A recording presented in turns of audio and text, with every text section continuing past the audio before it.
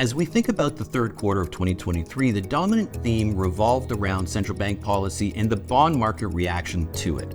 First, starting with central banks, in Canada, the Bank of Canada, as well in the United States, the Federal Reserve, both chose to pause with respect to any further rate increases. Seemingly, they have won the fight against inflation for the time being.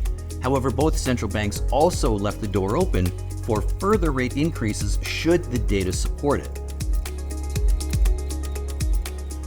The reaction by the bond markets was to push yields higher across the yield curve.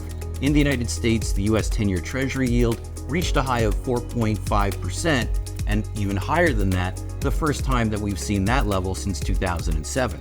In Canada, the Canadian 10-year government bond broke above 4%, also for the first time in over a decade. These moves higher in bond yields led to a weaker fixed income environment for the third quarter. What started off as a boring quarter for the equity markets turned into heightened volatility towards quarter end.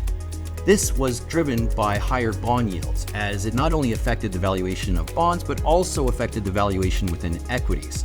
As bond yields rose, it put downward pressure on equity valuations in the US, Canada, as well as the rest of the world.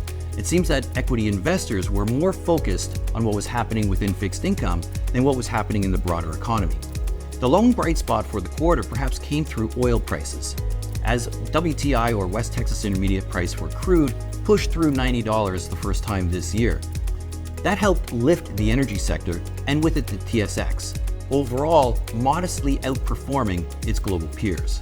But the theme for the quarter within the equity markets as well as within the fixed income markets was that of higher yields and lower valuation.